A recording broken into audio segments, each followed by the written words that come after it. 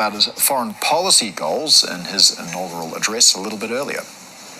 My proudest legacy will be that of a peacemaker and unifier. That's what I want to be, a peacemaker and a unifier.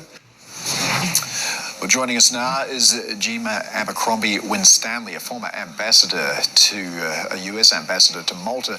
She's a 30-year career diplomat. She's worked for the Biden and Obama administrations and held senior positions in the State Department as well, the Defense Department and the National Security Council. Gina, as you join us, we are watching pictures of President Trump addressing the crowd at the Capital One Arena.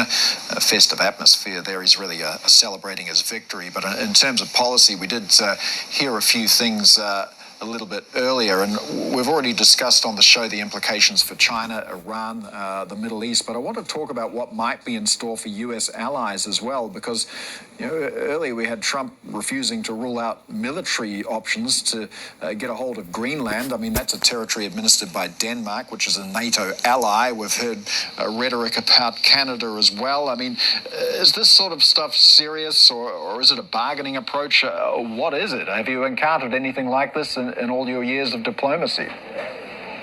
No, and thank you for the question. That definitely is not diplomacy as it is usually practiced. But we do have 4 years of experience with President Trump in his last administration, and we know that he does sometimes say things for shock value. There may indeed be interest in having a more cooperative relationship with Denmark and Greenland.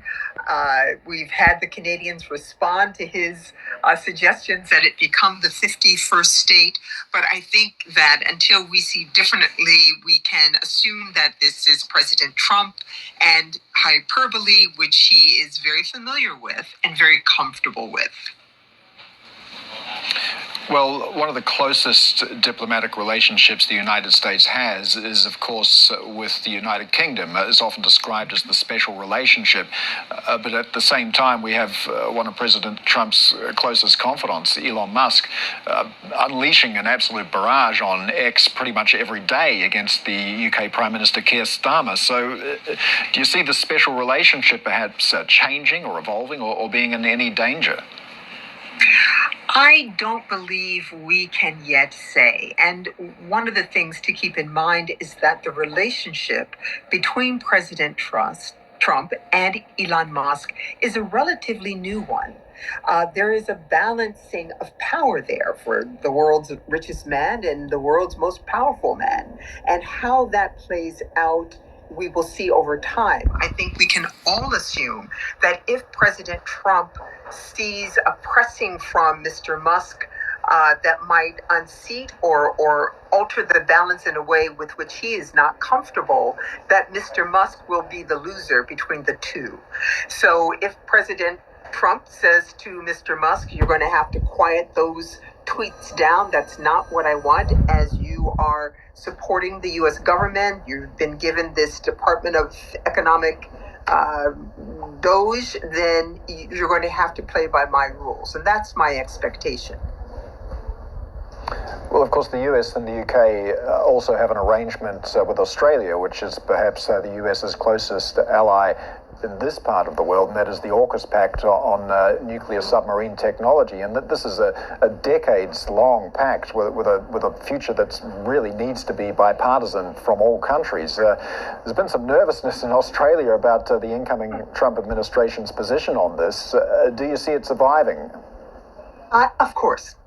I don't think there's any doubt about that. It's a long-standing relationship, one that President Biden sought to strengthen, and it is bipartisan.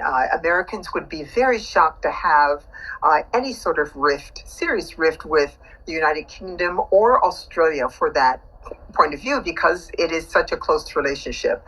In any relationship, of course, there are ups and downs. Most of the time, particularly with allies, they are managed quietly behind the scenes, behind closed doors.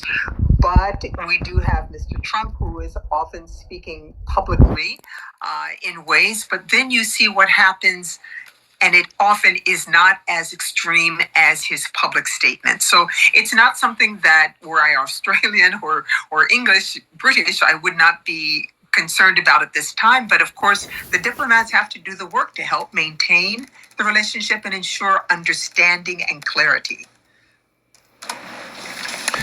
Gina, just stay with us. We want to have a quick listen to what the president is saying, making some remarks at the moment. I understand he's moved on from the topic we were interested in. It has been a somewhat difficult speech to keep track of. I just want to pick up on some of the remarks that he's made about China today. It appears that this intention to put tariffs on China immediately might be delayed while the incoming administration conducts a trade study. Where do you see this happening? Is perhaps the relationship going to be in better shape than we thought, or can you see the potential for a Cold War type situation?